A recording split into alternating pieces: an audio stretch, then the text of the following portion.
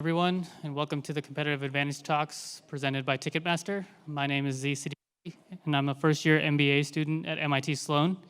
It's my pleasure to introduce today's talk, Built to Outlast, Youth Athlete Development for Performance and Durability, which will be presented by Asad Siddiqui, Assistant Professor of Rehabilitation and Regenerative Medicine at the Columbia University Medical Center.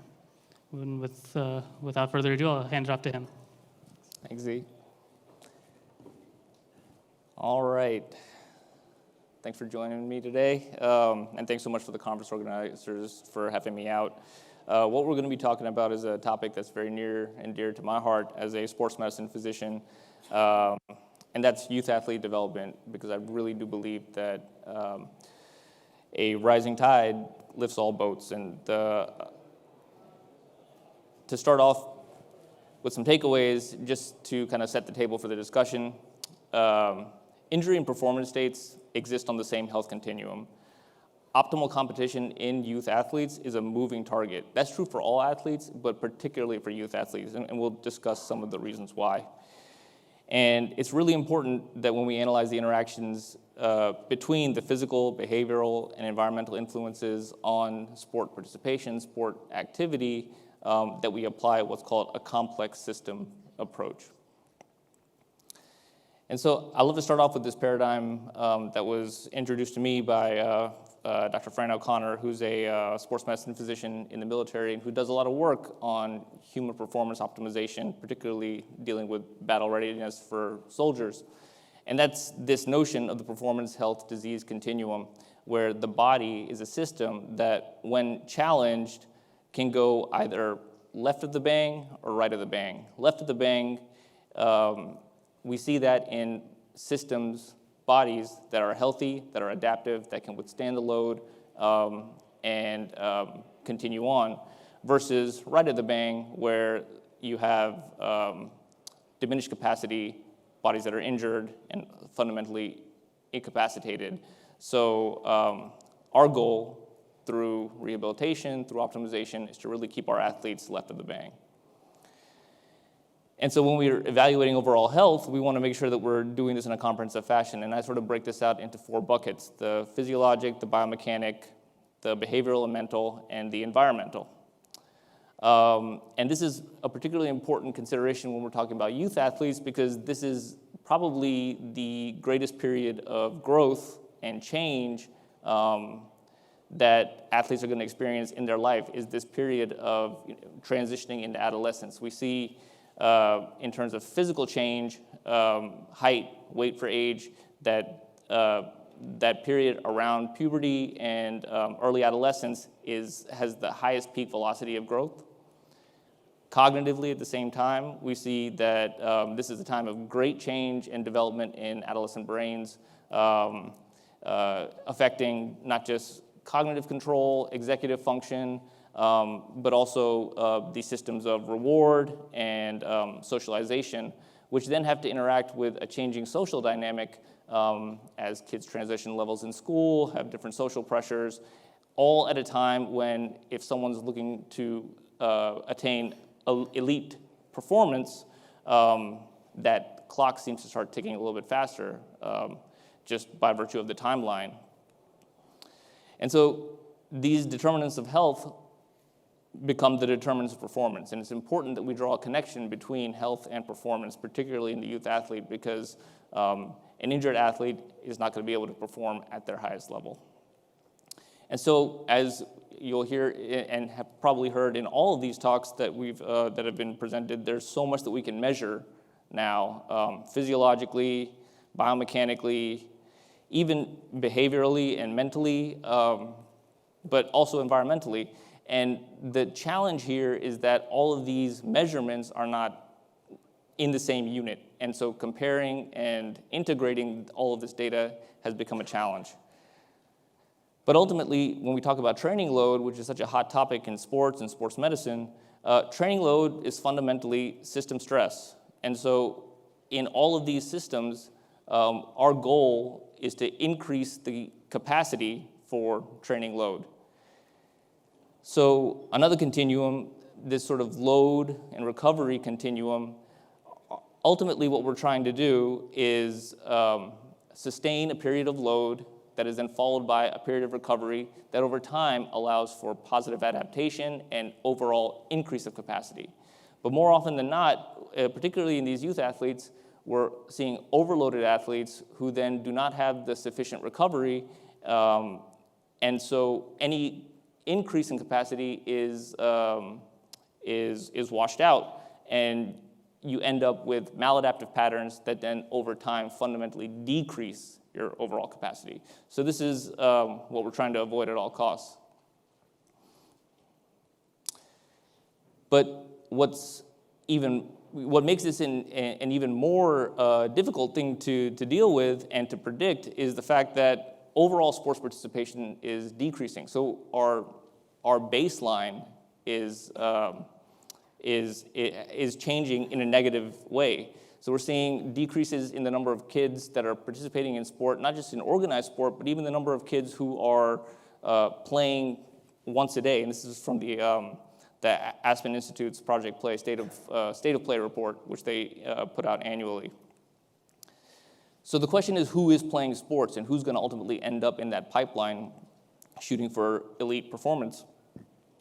Well, organized sports resources are decreasing across the board. They're increasingly less accessible to the masses, and what this is doing is it's driving a fundamental divide, which seems to fall on the side of socioeconomic status. So what we see is that lower socioeconomic status background athletes tend to be at risk of increased metabolic disease, and the risks associated with sedentary behavior. But at the same time, higher socioeconomic status background athletes, we're seeing correlations with increased early specialization rates and subsequently increased injury risk. So this is something that is going to require a two-pronged approach to really kind of bring these back together and to restore the positive benefits of sport participation. This is compounded by the fact that avenues for mass sports participation are decreasing due to lack of public investment, programming for our youngest and most developing athletes in grade school and that sort of thing. We're seeing articles like this in The Atlantic. The gym class is so bad that kids are skipping school to avoid it. That's a problem, especially if you have a goal of attaining high-level sports performance in the future. You need those basics to build upon. At the same time, we're seeing that the youth sports market is booming. It's a $22 billion industry worldwide, projected to be near $60 billion by 2024, and they're estimating that there's no end to this growth. So this burden, and I say that with some concern that sports should not be a burden, but the burden of sports participation is increasingly put on youth athletes who are increasingly spending less time building foundational strength and movement skills. They're specializing in sport earlier. They're overscheduled. They're underdeveloped. They're overcoached, and they're overexposed. And I get it. This is my 1-year-old. He gets his shots up in the bath every night. We all have dreams for our kids. We want them to achieve what they can ultimately achieve.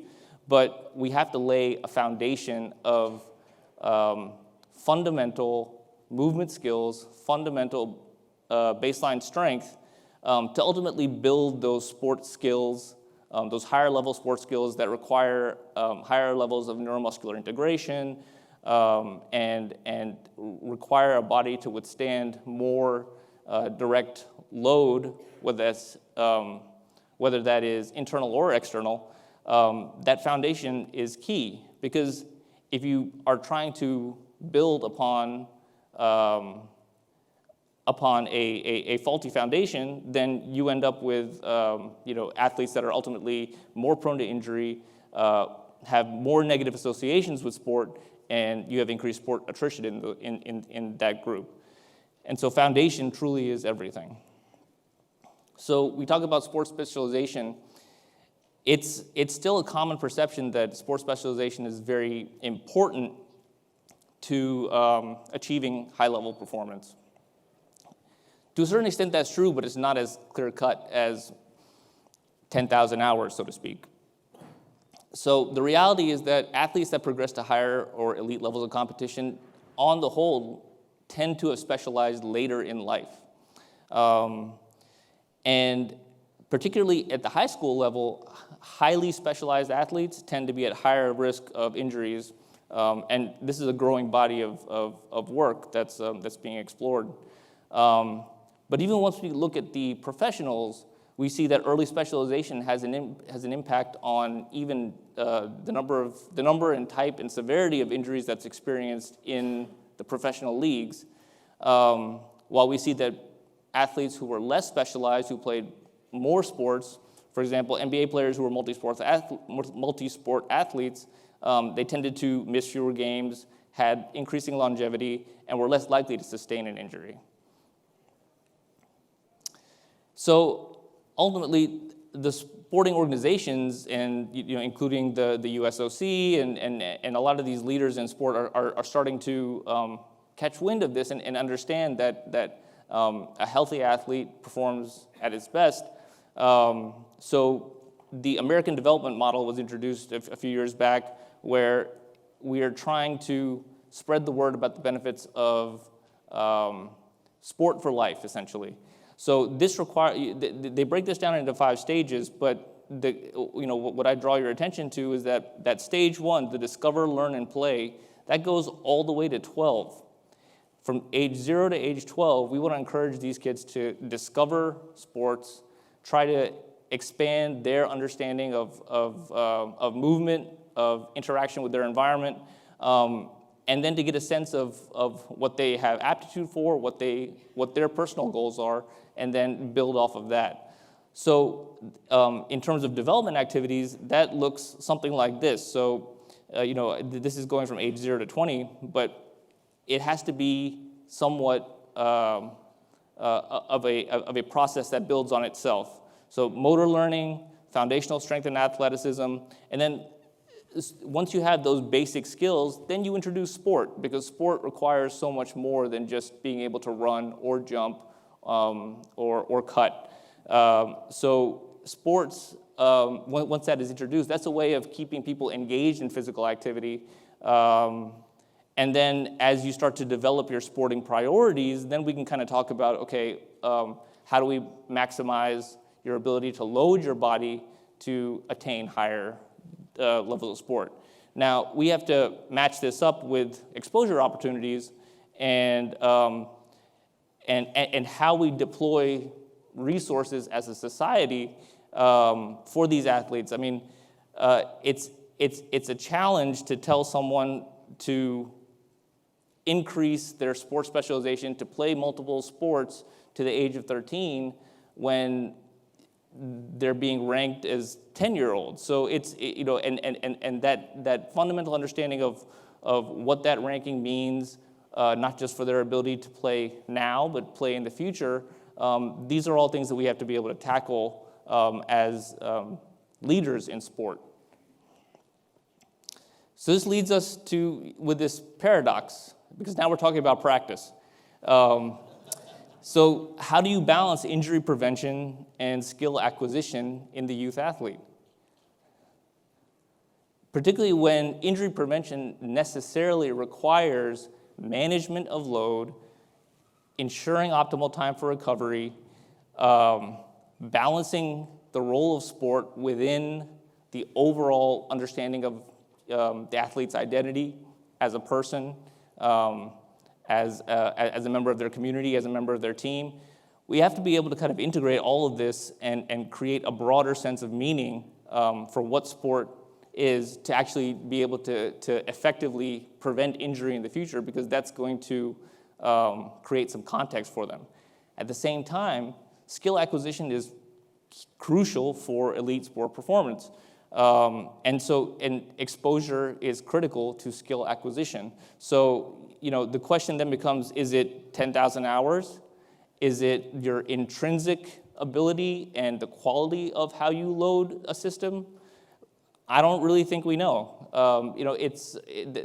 We have to be able to kind of integrate all of this information, all of these inputs that aren't necessarily integratable, and come up with a way to advise these athletes. So traditionally, injury epidemiology has been sort of linearly performed. So you have, for example, VO2 max and back pain, the relationship between lifting mechanics and back pain, the relationship between mood state and psychiatric diagnoses and back pain, or the influence of occupational activities and back pain. So all of this is sort of looking at a factor and the ultimate output. The same thing holds for performance research. Again, aerobic capacity related to sprint speed, hip and knee mechanics, the ability to psych yourself up, and then track surfaces, equipment, all of this. The way that we kind of approach these problems is somewhat simplistic. Partially that's because it's by necessity, because that's how we break these problems down, these incredibly complex problems. But I think the focus on the outcome is where we introduce some variability in how we're actually able to use this information to predict what's going to happen if we make these changes. Because ultimately, this cycle of loading, recovery, and fueling is a comprehensive cycle. It's an all-encompassing cycle. And so, if we study these elements discretely without being able to integrate them, then we're not going to be able to kind of get the outcomes that we want with behavior change. And so that requires a complex system approach. So when we talk about a complex system, we're talking about a multifactorial web of determinants that are related to each other, not always linearly, and can account for what we call fuzzy data. So fuzzy data are those things that can't be easily quantified, that do have relational relationships or do have influence on other elements of the system, but not necessarily something that you can actually quantify. A complex system is iterative and has recursive loops. It's self-organizing, decentralized, and adaptive. So those last three I draw your attention to because it's not so much, and this is my kind of hypothesis, that it's not so much the individual factors that ultimately impact the outcome. It's the relationship between all of these factors that causes a pattern to emerge, which is then called performance.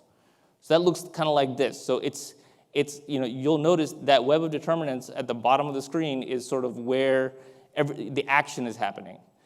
The performance is the result of those interactions rather than the result of any one of those determinants. And then that is a process that feeds back on itself. So what does that look like in sports performance? So you have those same four domains that are interacting with each other. Some of those relationships will be upregulating, some of those relationships will be downregulating, and that's going to change over time. Some of those relationships are going to be stronger than others. Some of those relationships, some of those domains are going to have outsized influence at varying points in time. So for example, at a period of time like puberty where there's rapid growth, the biomechanical domain may have much more impact on the ultimate performance than, say, the behavioral or the mental. And that, again, that's all relative, and that's all changing over time. So, that influence, we have to continuously assess and also reassess to make sure that our models are feeding us the right information, that we're feeding our models the right information, and that we are making sure that our models reflect these changing relationships. So ultimately, what emerges, that notion of sports performance, is the pattern that is the product of all of these relationships rather than the product of any one direct change. And I think that understanding might be somewhat subtle, but it's important because as we're trying to figure out why changing one athlete's hip flexion in sprinting results in a faster sprint time for them, whereas it doesn't hold for other athletes, we have to make sure that we're accounting for all the other elements of the system. And I think that by doing that, we ultimately end up with more predictable outcomes. So in reality, we're looking at domains before. The web of determinants is much more expanded, and the ultimate metric, the pattern that we're seeing, is actually much more specific. So that makes it very difficult to actually create these understandings. But ultimately, we want to make sure that we're trying to be as thorough with our models as possible to really get the idea of what the outcome will ultimately be. And so ultimately, this area of adolescence with rapid growth physically, rapid growth cognitively, changing social dynamics, the goal practically should be smart specialization. And the idea behind that is that by introducing structured and supervised activity that's multi-sport, multi-athletic, and multi-activity oriented, that is athlete-centered, so focused on the athlete's skill development level at the time of participation, that is focused on readiness to play and perform, and technique and skill-driven, that's what we want to further develop, because I think that's sort of where we lose athletes, is when we don't account for all of these things. So practically, how do you implement this into a development program? You want to calibrate training for physiologic and cognitive stage. You want to measure with individual context. Make sure that you recognize the interactions between quantitative and fuzzy data. Adjust your inputs and the relationships between the inputs. Leverage complementary activities to target specific skills. And that's where that sport sampling concept comes into play. Prioritize athlete engagement, because you can't have long-term athlete development without short-term athlete engagement, as John O'Sullivan said from the Changing the Game project. And connect performance goals to overall health goals. So this is just an example of what USA Youth Basketball has done. Dr. DiFiore was here earlier kind of talking about this a little bit. And we've seen this also in lacrosse and tennis and all of that. Many other sports have sort of adopted this approach. Future research directions, we want to make sure that we're breaking down disparate sports into a set of common physical demands to really understand how do we cluster these sports together for performance, to make sure that it's one thing to just say, go play multiple sports, but if your goal really is to become a high-level basketball player or soccer player, what else should you be doing, and what is the data behind that? We want to refine the language of training load to be able to change our understanding and more accurately reflect the demands on the athlete. Again, identify these sports and movement clusters that may be protective and or enhancing. And then dissemination and implementation into the community, because all this information, if it doesn't get out there, and if it's not implemented in a meaningful fashion, we won't get the outcomes we want. And so, again, make sure you're introducing your athletes to different sports at these foundational levels, and happy to answer any questions.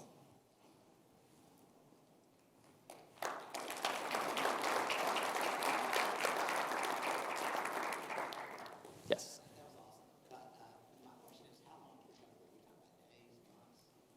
Oh, I'm sorry? Yes. So recovery is really going to be athlete specific. So being able to kind of incorporate readiness to play mentally, physical return to or physical status, soreness, pain, incorporating all of that. We're talking more on the idea, or more on the frame of days, but it varies by activity, because obviously, you don't need days between a workout, but you may need days between a game, and that amount of time will change by the athlete. Yes? How do you account for really, truly early specialization sports like gymnastics? Yeah, absolutely. Fitting it into this model and then taking a long-term view on those athletes? No, it's a great question, and I actually do a lot of performing arts medicine and have spoken on this topic. I absolutely agree. Aesthetic sports, dancers, that sort of thing. We do have to balance the need for early specialization to develop the physiologic parameters that allow them to be successful, the flexibility, that sort of thing. However, incorporating strength and aerobic